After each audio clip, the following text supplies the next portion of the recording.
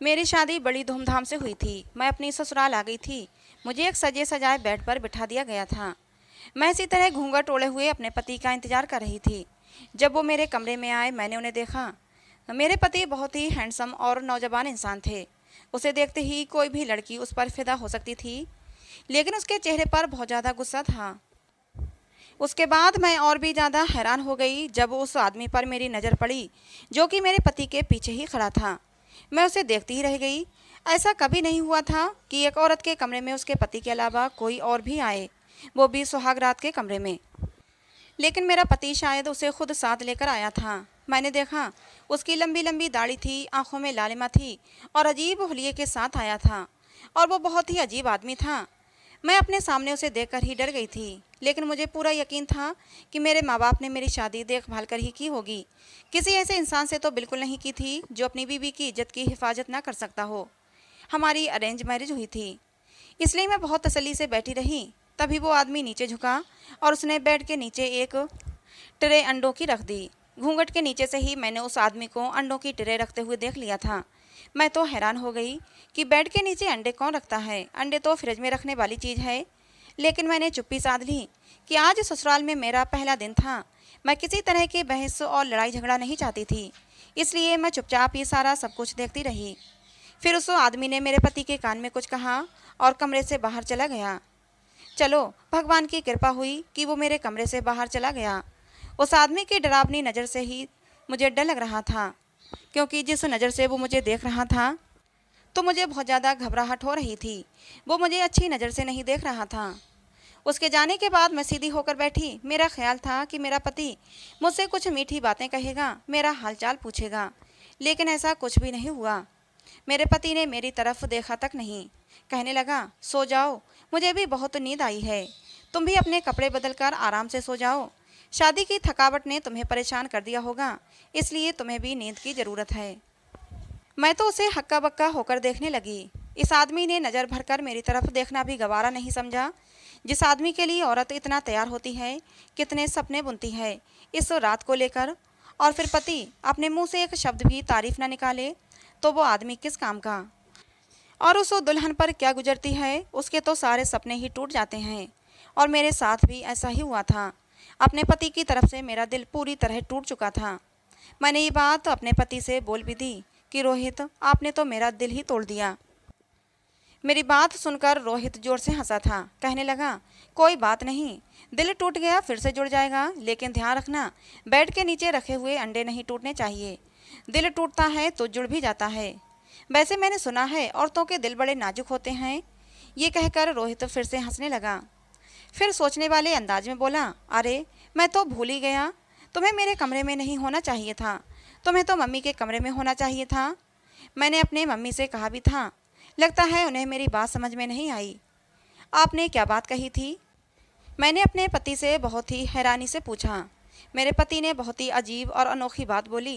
कहने लगा कि मैंने अपनी मम्मी से कहा था कि 40 दिन तक तुम्हें अपने कमरे में रखे, लेकिन तुम हो कि यहाँ बैठी हो। अपने पति की ये बातें सुनकर मुझे बहुत अजीब लगा। रोहित तो फिर बोलने लगा, मैं चाहता हूँ कि तुम्हारी तरफ न देखूँ। तुम जाओ, कपड़े बदल कर सो जाओ, मैं दूसरे कमरे में चला जाता हूँ। हाँ, इस बात का ध्यान रखना कि कल से तुम मेरे कमरे में नहीं आओगी, बल्कि मेरी मम्मी के कमरे में ही रहोगी। यही तुम्हारे लिए अच्छा है। उम्मीद है कि तुम इस बात पर कोई बहस नहीं करोगी। मैंने इसलिए तुमसे शादी की थी कि तुम एक सीधी सादी और शर्मीली सी लड़की हो। बेशरम लड़कियों की तरह अपने पति के साथ रहने की जिद नहीं करोगी। मैं हैरान होकर अपने पति की बात सुनने लगी। भला पति के साथ में रहना कौन सी बेशर्मी होती है। लेकिन मेरे पति की सोच बहुत पुराने ज़माने की लग रही थी। मैंने कुछ कहने के लिए मुंह खोला, फिर मैं ये सोचकर चुप हो गई कि अभी शायद रोहित तो मेरी बात ना सुने।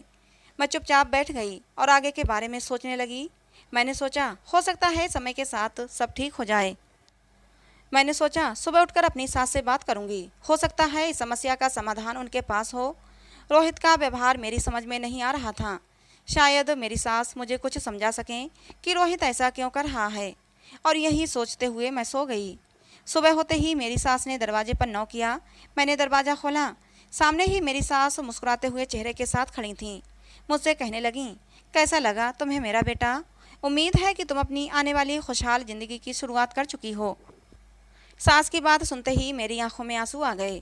मैं उनके गले लग गई और कहने लगी, नहीं मम्मी जी, ऐसा तो कुछ भी नहीं है। आपके बेटे ने तो मुझसे बात भी नहीं की, उल्टा मुझसे ये कहते हैं कि तुम मम्मी के कमरे में रहो। भला ये कौन सा रिवाज है? हमारे यहाँ तो शादियाँ होती हैं तो दुल्हन अपने दूल्हा के साथ ही रहती है। मैं नहीं जानती कि मैंने क्या गलती की, लेकिन मैंने तो यही सुना है कि पत्नी हमेशा पति के साथ ही रहती है। लेकिन मेरा पति तो अजीबोगरीब बातें करता है। अब आप ही बताइए, मैं क्या करूं? मेरी बात सुनकर मेरी सास का रवैया एकदम से बदल गया। वो मुझसे हमदर्दी करने की बजाय एकदम गुस्से में आकर बोली, अरे कैसी पत्नी हो तुम? अपने पति को पहली रात में भी अपने बस में न कर सकी? अरे औरत तो वो चीज़ है जिसके सामने पत्थर से पत्थर आदमी भी पिघल जाए। लेकिन आजकल की लड़कियों को पता नहीं क्या हो गया है, अपनी ही मौज मस्ती में रहती हैं, दुनियादारी की कोई फिक्र ही नहीं है। तुम्हें तो अपना घर बसाना भी नहीं आता। अरे हमारी देखो, पहली रात में ही पति की इतनी सेवा की थी कि वो मेरे मुरीद हो गए थे। चलो भाई, अब क्या कर सकते हैं? जब रोहित ने कह दिया कि तुम मेरे कमरे में रहोगी तो अब यही करना होगा। अब मैं कुछ नहीं कर सकती। हमारे यहाँ मर्दों की ही चलती है। मर्द चाहे उम्र में कितना ही छोटा क्यों ना हो, औरतें हमेशा उसकी बात को मानती हैं। अब तुम मेरे कमरे में ही रहोगी। इसमें मेरा कसूर नहीं, मैंने तो तुम्हें पूरा मौका दिया था, लेकिन तुमने उस मौके को गवा दिया। मेरी सास तो ऐसे बातें कर रही थीं जैसे उनका बेटा कोई महाराजा हो और औरतें उनकी बांदियाँ हों। अभी मैं यही सब कुछ सोच रही थी कि मेरी सास बोली, मैं तुम लोगों के लिए इतना तो कर सकती हूँ कि मेरा कमरा ऊपर वाले फ्लोर पर है तो मैं नीचे वाले फ्लोर पर आ जाती हूँ और रोहित के बराबर वाले कमरे में शिफ्ट हो जाती हूँ। इस तरह तुम दोनों आपस में थोड़ा टाइम बिता सकते हो। नहीं तो लोग बातें बनाने लगेंगे कि पति पत्नी का रिश्ता आपस में ठीक नहीं है। मुझे अपनी सास की ये बात पसंद आई। मैंने सोचा, चलो इस तरह मैं रोहित के सामने रहूँगी। रोहित मुझे देखेगा तो उसकी नाराज़गी दूर हो जाएगी और धीरे धीरे हमारा रिश्ता भी ठीक हो जाएगा। मेरे ससुराल में सब लोग बहुत ही अजीब थे, ज़्यादातर अपने कमरे के अंदर ही बंद रहते थे। मैं धीरे धीरे अपने ससुराल के तौर तरीके सीख रही थी।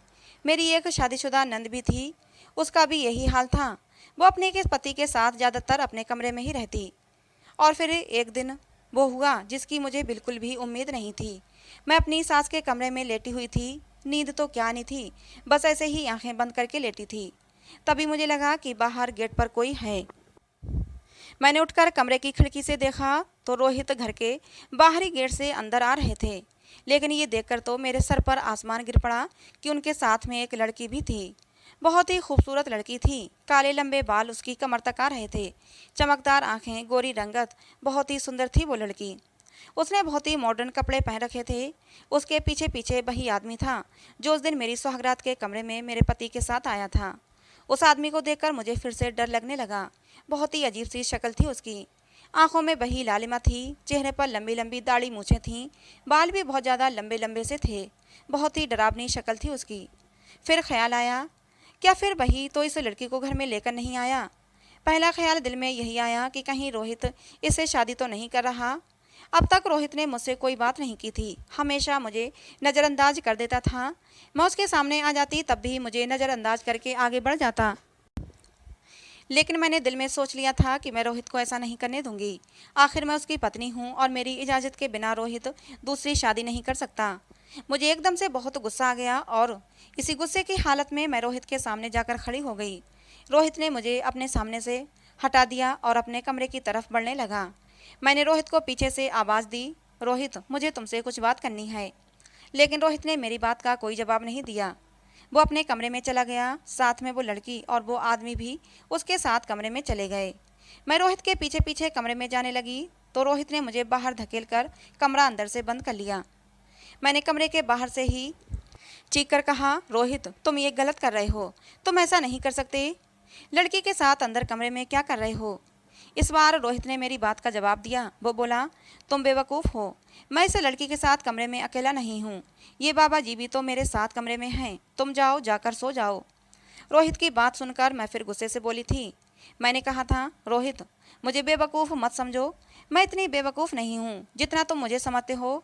मैं तुम्हारे इरादे जान गई हूँ। तुम ज़रूर इस लड़की से शादी करना चाहते हो, लेकिन मैं ऐसा हरगिज भी नहीं होने दूंगी। तुमने मुझसे शादी की है और मैं तुम्हारी पत्नी हूँ और हमारी शादी को अभी दिन ही कितने हुए हैं। अगर तुमने मेरे साथ ये सब करना था तो फिर मेरी ज़िंदगी बर्बाद क्यों की? इस लड़की से पहले ही शादी कर लेते, लेकिन जब मेरी शादी तुम्हारे साथ हो गई है तो मैं इस घर में सौतन बर्दाश्त नहीं करूंगी। मैं तुम्हारी दूसरी शादी हरगिज नहीं होने दूंगी। मेरी बात सुनकर रोहित ने दरवाज़ा खोला और मेरे सामने हाथ जोड़ते हुए बोला, पत्नी जी, मुझे माफ़ कर दो, लेकिन एक बात कान खोलकर सुन लो कि मैं दूसरी शादी नहीं कर रहा। तुम ही मेरी पत्नी रहोगी, लेकिन इस समय मुझे अकेला छोड़ दो। रोहित की बातें सुनकर दिल को थोड़ा सुकून मिला कि कम से कम रोहित इस रिश्ते को निभाने की बात तो कर रहा है। लेकिन मेरी सुई फिर उस लड़की पर जाकर अटक गई कि ये लड़की इस घर में क्या कर रही है। और फिर मैं उस आदमी को देखने लगी। वो सामने ही खड़ा अजीब नज़रों से मुझे घूर रहा था। उसकी अजीब नज़रों से मुझे झुरझुरी आ गई। रोहित तो फिर थोड़ा गुस्से में बोला, जाओ अपने कमरे में जाओ और सो जाओ। मेरे पति की बात करने के अंदाज में बिल्कुल भी अपनापन नहीं होता था। वो बहुत ही कठोरता से बात करता था। लेकिन अब तो मुझे रोहित की इस तरह बात करने की आदत पड़ गई थी। हमारी शादी को 3 महीने हो चुके थे और रोहित ने इन 3 महीनों में मुझसे एक बार भी प्यार से बात नहीं की थी। मैंने रोहित से ज़्यादा बहस करना ठीक नहीं समझा। रोहित की बातों से इतना तो मुझे लगा था कि रोहित तो उस लड़की से शादी नहीं करने वाला, लेकिन फिर भी दिमाग में अजीब अजीब से ख्याल आ रहे थे। पता नहीं रोहित तो उस लड़की को घर में क्यों लाया है। रोहित ने दरवाज़ा बंद कर लिया था। मैं भी चुपचाप अपने कमरे में आकर लेट गई।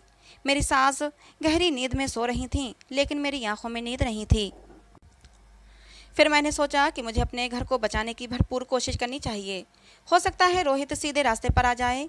कुछ तो था जो वो मुझसे कुछ छुपा रहा था, लेकिन क्या छुपा रहा था मुझे समझ में नहीं आ रहा था। सुबह उठी तो मैंने खुद को अच्छे से तैयार किया।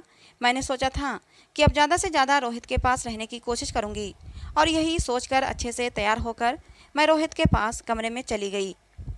लेकिन ये क्या, कमरे के हालात तो देखकर मैं दंग ही रह गई।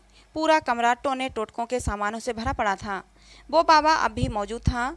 मुझे देखकर रोहित तो पहले तो हड़बड़ा गया, फिर गुस्से में मेरे पास आकर बोला, तुम यहाँ क्या कर रही हो? मैंने तुमसे मना किया था ना अपने कमरे में आने के लिए, जाओ यहाँ से। रोहित ने मेरा हाथ पकड़कर मुझे कमरे से बाहर निकालना चाहा, लेकिन मैं वहाँ से नहीं हिली। मैं वहीं खड़ी रही। मैंने गुस्से से कहा, रोहित, ये तुम सब क्या कर रहे हो? तुम ज़रूर कुछ गलत काम कर रहे हो। मुझे बताओ, मैं तुम्हें ये सब कुछ नहीं करने दूंगी।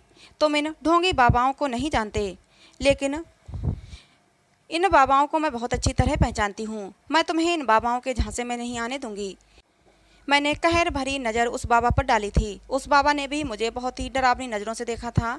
एक पल के लिए तो मैं सहम गई, लेकिन फिर अपने इरादों पर डटी रही और रोहित को समझाते हुए बोली, रोहित, चलो यहाँ से, ये सब कुछ करना बंद करो। ये अंधविश्वास है। जो भी तुम कर रहे हो वो गलत है। रोहित ने मेरी एक ना सुनी और मुझे धक्का देकर कमरे से बाहर निकाल दिया और कमरे का दरवाज़ा अंदर से बंद कर लिया। मैं चीखती रही, चिल्लाती रही, लेकिन रोहित ने मेरी एक ना सुनी। अब तो ये रोज का हो गया। रोहित रोज एक लड़की को लेकर आता था, लेकिन मैंने ध्यान दिया था कि सारी लड़कियां शादीशुदा ही होती थीं। मुझे हैरत हुई, भला रोहित शादीशुदा लड़कियों को ही क्यों लाता है? जब भी रोहित लड़कियों को लाता तो वो बाबा भी साथ में ज़रूर होता। रोहित ये काम अपनी माँ से छुप कर करता था। जब भी मेरी सास सो जाती तभी रोहित लड़कियों को लाता था। मैंने इस बारे में अपनी सास से बात की तो वो कहने लगी कि रोहित शादी के लिए तैयार नहीं था। मैंने ही ज़बरदस्ती उसकी शादी करवाई थी। मुझे लगा रोहित शादी के झमेले में पड़ना नहीं चाहता, इसलिए शादी नहीं करना चाहता।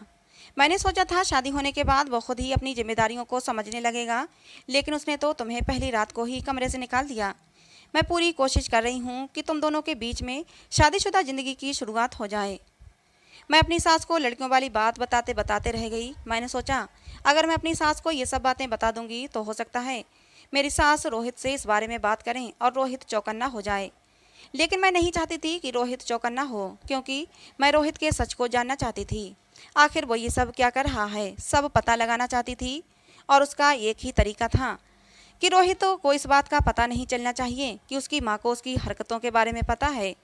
नहीं तो हो सकता है कि रोहित लड़कियां घर पर लाने की बजाय कहीं और ले जाना शुरू कर दे। अगली रात जब मेरी सास गहरी नींद में चली गई तो मैं चुपके से उठकर रोहित के कमरे में आ गई। अभी रोहित के आने का समय नहीं हुआ था। रोहित के आने में अभी 10-5 मिनट ही थे। मैं एक ऐसी जगह छुपकर बैठ गई जहाँ से मुझे कमरे का पूरा नज़ारा देखने को मिल सकता था, लेकिन रोहित मुझे नहीं देख सकता था। अभी मुझे बैठे 10 मिनट ही हुए थे कि तभी मुझे बाहर से किसी के आने की आवाज़ सुनाई दी। ये रोहित ही था और वो अजीब सा बाबा भी उसके साथ था। जब वो दोनों कमरे में दाखिल हुए तो मैंने देखा आज कोई भी औरत उनके साथ नहीं थी। ये देखकर मुझे बहुत निराशा हुई। मैंने सोचा सारी मेहनत बेकार चली गई। लेकिन अभी मैं ये सब सोच ही रही थी कि मुझे उस बाबा के बोलने की आवाज़ आई। वो कह रहा था, रोहित तुम्हें अपनी पत्नी का कुछ करना पड़ेगा। अगर वो ऐसे ही हमारे काम में टांग अड़ाती रही तो हमारा धंधा चौपट हो जाएगा। नया नया धंधा जमा है और चल भी खूब अच्छा रहा है। लेकिन तुम्हारी पत्नी अगर ऐसे ही बीच में आती रही तो इसे चौपट होने में देर नहीं लगेगी। मैं सख्ते की हालत में चुपचाप खड़ी थी। किस धंधे की बात कर रहे थे ये लोग? मैंने अपना दिमाग लगाया, जल्दी से अपना मोबाइल फ़ोन निकाला।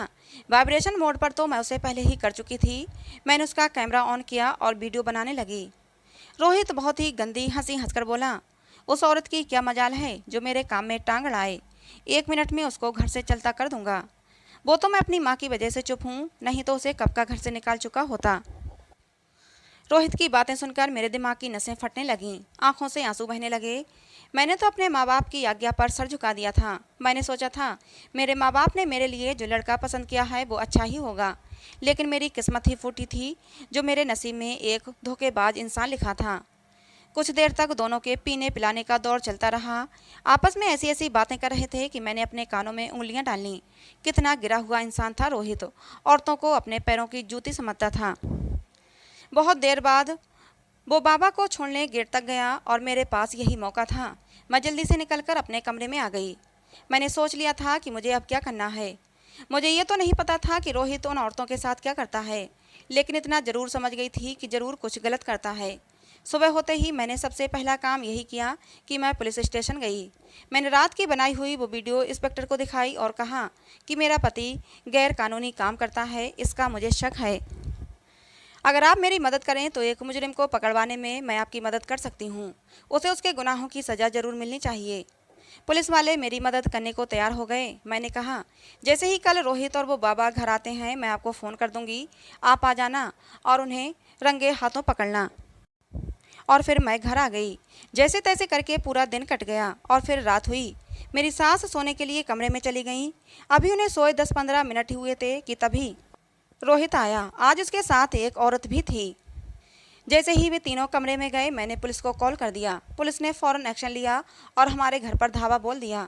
मैंने रोहित के कमरे की तरफ इशारा कर दिया। पुलिस वाले गेट को खुलवाकर अंदर गए और उन तीनों को रंगे हाथों पकड़ लिया। पुलिस की मार से रोहित ने सच बोल दिया था। उसने बताया कि वो बांझ औरतों को झांसा देते थे कि हमारे पास एक ऐसा टोटका है जिसे करने से बांझ औरतें माँ बन जाती हैं। रोहित और वो बाबा मिलकर उन औरतों का नाजायज़ फ़ायदा उठाते थे और वो औरतें बच्चे के लालच में आकर कुछ भी विरोध नहीं करती थीं। उन दोनों पर अपना सर्वस्व लुटाकर वो इस विश्वास के साथ चली जाती थीं कि वो अब माँ बन जाएंगी। दिखावे के लिए रोहित उन औरतों के साथ कुछ टोटका भी करता था जिससे कि औरतों को शक ना हो। वो जो अंडे मेरे बेड के नीचे रखे रहते थे वही अंडों पर कुछ मंत्र पढ़कर उन औरतों को पिलाया करता था। मंत्र पढ़ने का काम वो बाबा करता था और औरतों से कहता कि जादुई अंडा है, इसे पीने के बाद तुम माँ बन जाओगी। और औरतें खुशी खुशी वो अंडा पी लेती थीं। पुलिस उन दोनों को पकड़कर ले गई। जब मेरी सास को पता चला तो वो बहुत रोई थीं, लेकिन अंत में उन्होंने कहा कि जो भी हुआ अच्छा ही हुआ। मैं अपने बेटे को पहचान नहीं पाई, उसको उसके किए की सज़ा ज़रूर मिलनी चाहिए। मैं तुम्हारी भी गुनहगार हूँ जो मैंने तुम्हारी ज़िंदगी बर्बाद की, मुझे माफ़ कर दो। मैंने अपनी सास को माफ़ कर दिया क्योंकि उन्होंने जो कुछ भी किया था अनजाने में किया था। मेरे मम्मी पापा मुझे अपने घर ले गए। दुख तो था कि मुझे जीवन साथी मिला तो ऐसा मिला जो एक मुजरिम था, लेकिन खुशी इस बात की भी थी कि मेरे द्वारा न जाने कितनी औरतें बर्बाद होने से बच गई थीं। मैंने रोहित से तलाक ले ली है और अब अपनी ज़िंदगी में कुछ करने का सोचा है। मैं अपने पैरों पर खड़ा होना चाहती हूँ, किसी की मोहताज नहीं रहना चाहती। मैं अपने सारे दर्शकों से कहना चाहूँगी, प्लीज़ ऐसे ढोंगी बाबाओं के झांसे में ना पड़ें। अगर कोई परेशानी है, कोई बीमारी है तो डॉक्टर से इलाज करवाएं। बाबाओं के चक्कर में पड़कर अपनी ज़िंदगी बर्बाद न करें। ये सब अंधविश्वास होता है, जादू टोना टोटका कुछ नहीं होता। दोस्तों, आज की हमारी कहानी यहीं पर समाप्त होती है। कहानी कैसी लगी ज़रूर बताना। पसंद आई हो तो प्लीज़ लाइक करना। ऐसी और कहानियों के लिए हमारे चैनल को भी सब्सक्राइब करना। कहानी को अंत तक सुनने के लिए आप लोगों का बहुत बहुत धन्यवाद।